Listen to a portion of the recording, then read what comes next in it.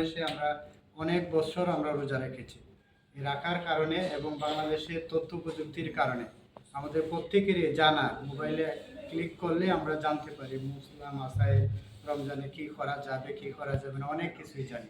সম্মানিত উপস্থিতি, আসলে এই জানার মাধ্যমে আমাদের বাকি জীবনটা পরিচালনায় সিদ্ধান্ত নেওয়াটাই হচ্ছে এই প্রশিক্ষণের, এই রমজানের উদ্দেশ্য। সম্মানিত উপস্থিতি, আমরা তাকওয়ার বর্ণনা শুনবো প্রধান অতিথির কাছ থেকে। আমি যেটা বলি, সাধারণ জেনারেল ট্রেনিং এর কথা বলি, যে ট্রেনিং এর অর্থটা হচ্ছে যে training means to change the knowledge, behaviour and attitude. পৃথিবীর যত ধরনের ট্রেনিং আছে, প্রশিক্ষণ আছে, এই ট্রেনিং এর উদ্দেশ্য হচ্ছে তিনটা। আর আমরা যারা আছি, আমরা যারা হাসপাতালে চাকরি করি, তাদের প্রত্যেকেরই কি আছে, স্বাভাবিক একটা ট্রেনিং পিরিয়ড আছে, হয়তো বা 2 মাস 12 ঘন্টা, 1 মাস 12 ঘন্টা। এর ভিতরে যদি একটু বোঝা যায় তাহলে বলা হয় যে এখন রোস্টারের ডিউটি 8 ঘন্টা। আর যদি বোঝা যায় না, হইছে না, তাহলে আরও 1 মাস 12 ঘন্টা বাড়ায়। আমি যখন পারফেক্ট হব তখন আমার চাকরি সাধারণ রোস্টারে আসবে। সেনাবাহিনীতে আমরা যখন জয়েন করি, যারা জয়েন করে প্রথমে তাদেরকে লং টাইম ট্রেনিং দেওয়ানো হয় না? ট্রেনিংয়ের পরে অনেকেই ট্রেনিংয়ের মধ্যে তারা কি হয়, পলাতক হয়ে যায়, চলে আসে। আগে হয়তো বেশি এটা যে এত কঠিন ট্রেনিং, এই ট্রেনিং থেকে চলে আসতো, কিন্তু এখন আর এটা হয় না। এখন বুঝে শুনে এই যে কঠিন ট্রেনিংটা, একটা ভালো প্রশিক্ষণ না নিলে দেশ এবং জাতিকে রক্ষা করা সম্ভব না। এই সুবাদেই সকল ট্রেনিংয়ের তিনটা উদ্দেশ্য হচ্ছে, তিনটা জিনিসের পরিবর্তনের নাম। একটা হচ্ছে নলেজ, জ্ঞানের পরিবর্তন। আমরা প্রথম রমজানের যে ধরনের জ্ঞান, যে ধরনের তাকওয়া, আল্লাহর প্রতি যে ধরনের ভরসা ছিল, এরপরে দ্বিতীয় রমজানে আরেকটু বাড়লো, এরপর তৃতীয় রমজানে আরও বাড়ছে। ইসলামের প্রতি, আল্লাহর প্রতি, আল্লাহ রাসূলের প্রতি, সত্য কথা বলার প্রতি, সত্য নিয়ে থাকার প্রতি। আস্তে আস্তে প্রথম রোজা থেকে এখন 18 রোজা পর্যন্ত আমাদের কিন্তু জ্ঞান বাড়ছে না কমছে? বাড়ছে। কোরআন তেলাওয়াত আগে করতাম না, এখন আমরা করি। প্রথম দিন যেভাবে তেলাওয়াত করছি, দ্বিতীয় দিন এর চাইতে বেশি স্পিডে পারছি। এখন 18 রমজানে প্রায় প্রথমের কাছাকাছি চলে আসছে। এই ধরনের জ্ঞানের পরিবর্তনটা হচ্ছে আমাদের ট্রেনিংয়ের কাজ প্রথম। 2 নম্বর হচ্ছে বিহেভিয়ার চেঞ্জ দ্য বিহেভিয়ার, আমাদের আচার আচরণের পরিবর্তন। অবশ্যই আমাদের রমজানে এসে আমাদের আচার আচরণের পরিবর্তন হয়েছে। আগে যেভাবে রুগীর সাথে কথা বলতাম, এখন এভাবে বলি না। আগে যেভাবে পরিবারের সাথে ঝগড়া করতাম, এখন এইভাবে করি না। করি না। আগের চাইতে পরিবর্তন হয়েছে। আমার আচরণের মাধ্যমে আচরণের পরিবর্তন হতো। এই আচরণের পরিবর্তনের মাধ্যমে বাকি 11 মাস রমজানে যেভাবে আমরা মুলায়ম আচরণ করি, সত্য ন্যায়ের আচরণটা আমরা করতে পারি, সেই আচরণ করা। 3 নম্বরে হচ্ছে অ্যাটিটিউডের চেঞ্জ। আমরা অ্যাটিটিউড বাংলা ভালো বুঝি না, ইংলিশ ভালো বুঝি। আর বাংলা হচ্ছে দৃষ্টিভঙ্গি। তাহলে বাংলা এরও কঠিন, আরও সহজ বাংলা হচ্ছে আমাদের আমি কিভাবে দেখি, আমি বিষয়টাকে কিভাবে নিই, পজিটিভ না নেগেটিভ। যেমন আমরা রোজা রাখি, অনেকেই আছে যে সারা হোটেল বন্ধ আছে, কিন্তু সমাজে বাসা তো খাওয়া যাবে না, বউ বাচ্চা রোজা রাখবে, হোটেলও বন্ধ, কি করবো আর কষ্ট করিয়া একটা মাস উপবাস থাকি, অর্থাৎ রোজা রাখিয়ালাই। এইটা হলো একটা দৃষ্টিভঙ্গি, সামাজিকতার কারণে না। রোজাটাও আল্লাহ বলেছেন ফরজ হিসাবে, আল্লাহর হুকুম হিসাবে আমি রাখার চিন্তা চেতনা নিয়ে।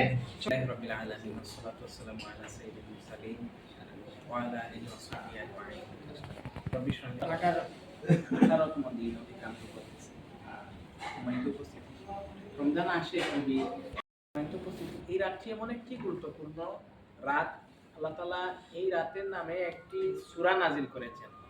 সূরাটি হচ্ছে সূরাতুল কদর।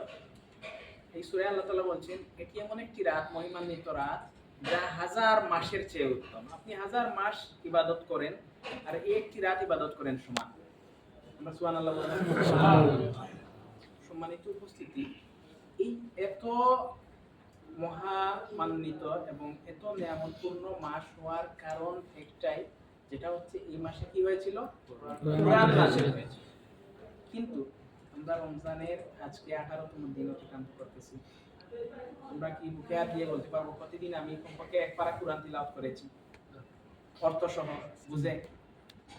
সুতরাং সম্মানিত উপস্থিতি, যে কথাগুলো আমি বলতে চাই হয়তো আমাদের জীবনে কাজে লাগবে।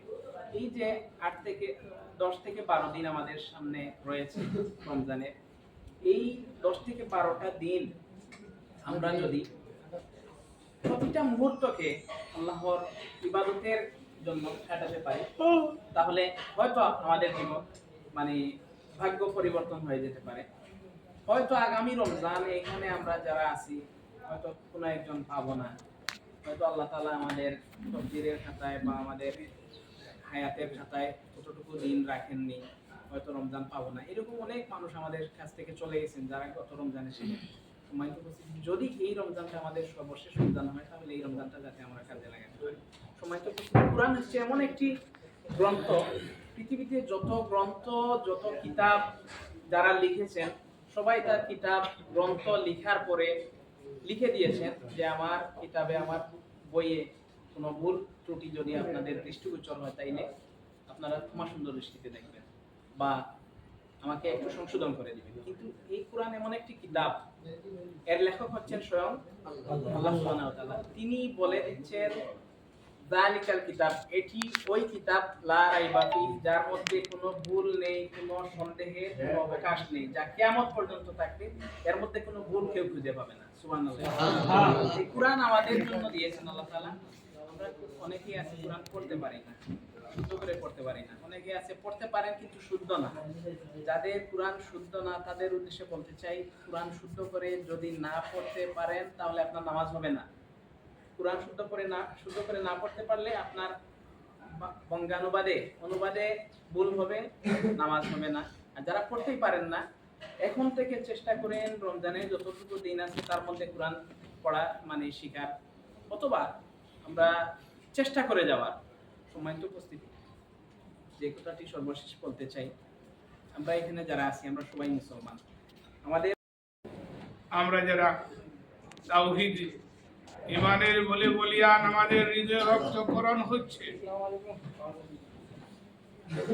আজ তাবৎ পৃথিবীর ফোনে 200 কোটি মুসলমানদের রক্তে রক্তকরণ হওয়ার কথা।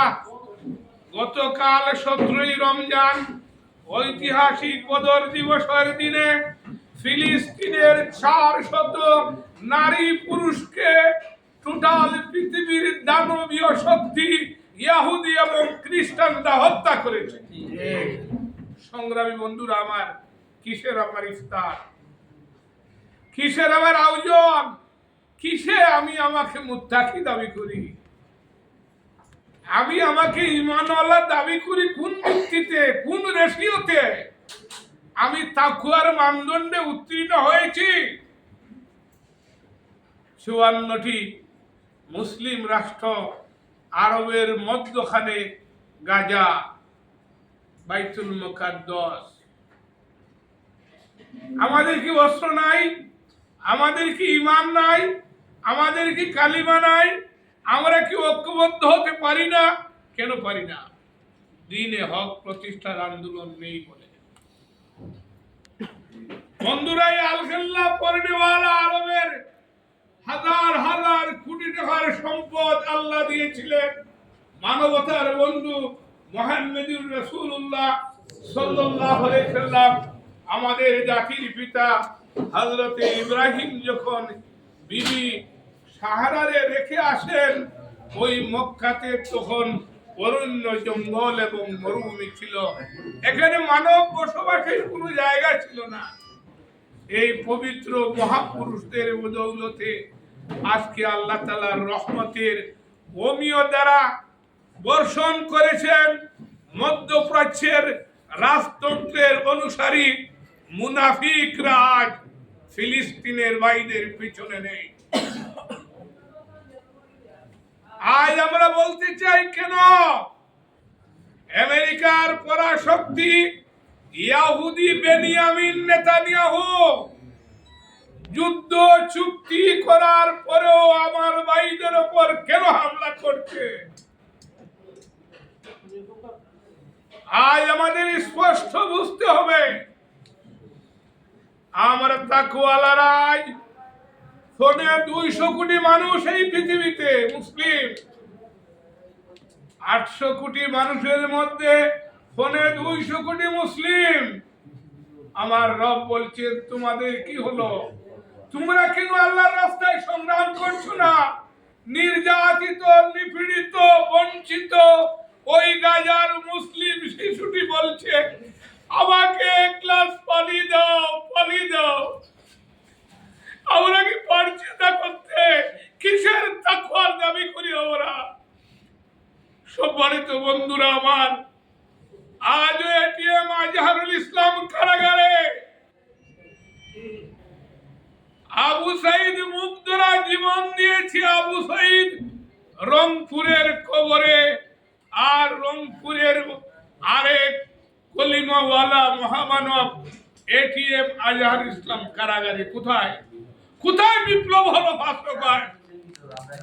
এই জমিন কি আমাদের অধীনে এসেছে? এই জমিনে আমরা কোরআনের রাজ কায়েম করতে চাই, মুক্তি বলি, কিন্তু নিজেরা কুরবানি দিতে রাজি নয়।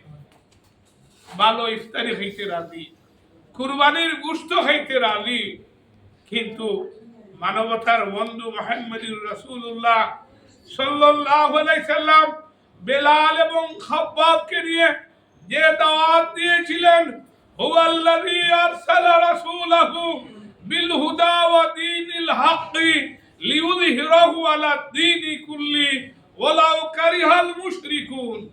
এই দাওয়াত দিতে আমরা রাজি না। হক এবং বাতিলের পার্থক্য সৃষ্টি করার জন্য, তাবৎ পৃথিবীর মানব জাতির জন্য আল্লাহ রাব্বুল আলামিন এই রমজান মাসকে নিয়ামতের মাস, খনিজ সম্পদ, মণি মুক্তা আহরণের মাস, জান্নাতের নেক আমল তৈরির মাস, হায়াত এবং মৌতের মধ্যখানে আমরা কম সময় পেয়েছি পৃথিবীতে। আগেকার যুগের উম্মতরা 1000 বছর, 950 বছর, 2000 বছর, 3000 বছর সময় পেয়েছিলেন। আল্লাহ রাব্বুল আলামিন বললেন, মুহাম্মদুর রাসূলুল্লাহ সাল্লাল্লাহু আলাইহি সাল্লাম, এমন একটি রাত্রি তোমার জাতিকে দেব, ওই রাত্রি যদি যারা পেয়ে যায়, শবে কদরের রাত্রি, আগেকার যুগের নবীর উম্মতরা যারা 950 বছরে বেঁচে ছিল, এর চেয়ে বেশি সওয়াব তারা 50-60 বছরের জিন্দেগিতে শবে কদর পেলে তাদের হাতে, তাদের অ্যাকাউন্টে জমা হয়ে যাবে। কিন্তু আমরা কি খোঁজ নিচ্ছি? এই মাস সেই মাস, বাকি 11 মাসে আমাদের ত্রুটি বিচ্যুতি রয়েছে, যেখানে হায়াত এবং মৌতের মধ্যখানে নেক আমল করার জন্য রব আমাকে পাঠিয়েছে। গত পরশুদিন শ্রমিক কল্যাণ ফেডারেশনের বাছাইকৃত কর্মীদের চিঠি ছিল। 95 জন রিপোর্টেড লোক উপস্থিত। যে লোকটা এইভাবে আমার সামনে বসে 3টা থেকে ইফতার পর্যন্ত বসে অত্যন্ত মনোযোগের সহিত আলোচনা শুনলো, ওই লোকটা আমাদের সাথে ইফতার করে বাড়িতে গেল। টিলাগড় তাদের নিজস্ব বাড়ি, টিলাগড় সিএনজি স্ট্যান্ডের সভাপতি 5 আগস্টের পরে আমরা তাকে বানিয়েছিলাম। ওই লোকটা রাত 11টায় ইন্তেকাল করে। কোথায় আপনি এক রমজান থেকে আরেক রমজান পাবেন? আমার সভাপতি ওয়াজ করলেন, এক ঈদ থেকে আরেক ঈদ পাওয়ার নিশ্চয়তা আপনাকে খেয়ে দিল। ইয়া আইয়ুহাল্লাযীনা আমানুত্তাকুল্লাহ, হে ঈমানদারগণ, তোমরা কি একটু চিন্তা করেছো? তোমার ডানে বসা, তোমার সামনে বসা ভাইটি তোমার সামন থেকে গিয়ে সেই ঘরে গেল যে ঘরের দরজা এবং জানালা নাই। আমরা তাকে সেই ঘরে রাখলাম যে ঘরের দরজা এবং জানালা নাই। আমার বন্ধু, আমার সন্তান, আমার প্রতিবেশী, আমার কর্মী, আমার নেতা, আমার মা, আমার ভাই, যুগ যুগ ধরে রেখে আসতেছি, কিন্তু আমার নফসিয়াতের কোনো পরিশুদ্ধি নাই। আমি মিথ্যা কথা ছাড়তে পারি না, আমি গীবত ছাড়তে পারি না, আমার নফসিয়াতের পরিশুদ্ধি হয় না। আমি দিন প্রতিষ্ঠার আন্দোলনে 2টা ঘন্টা সময় কুরবানি করি না, কুরবানি দেই না। মাসে 3 থেকে 4টা প্রোগ্রামে 15 থেকে 20 মিনিট সময় লাগে, বসতে রাজি হই না। আমি ইকরা বিসমি রাব্বিকাল্লাযী খালাক পড়ি না। ইয়া আইয়ুহাল মুজাম্মিল, হে কম্বল আচ্ছাদিত মুহাম্মদ, তুমি উঠো। আমার রব বলেছিলেন 1650 বছর আগে, মানবতার বন্ধু মুহাম্মদুর রাসূলুল্লাহ সাল্লাল্লাহু আলাইহি সাল্লামকে এবং বলেছিলেন শারা'a লাকুম মিনাদ-দীনি মা ওয়াসা বিহি নূহান ওয়াল্লাযী আওহাইনা ইলাইকা মা ওয়াসা বিহি ইব্রাহিমা মূসা ওয়া ঈসা আন আকিমুদ-দীন ওয়া লা তাতাফাররাকু। Let me finish. রাসূলকে সেদিন আল্লাহ রাব্বুল আলামিন তোমার জাতির পিতা ইব্রাহিম, ইসহাক, ইসমাঈল, ইয়াকুব, লূত, সুলাইমান, জাকারিয়া, ইয়াহইয়া সহ অসংখ্য নবী এবং রাসূল একই কারণে পাঠিয়েছিলাম দ্বীনে হক প্রতিষ্ঠার জন্য।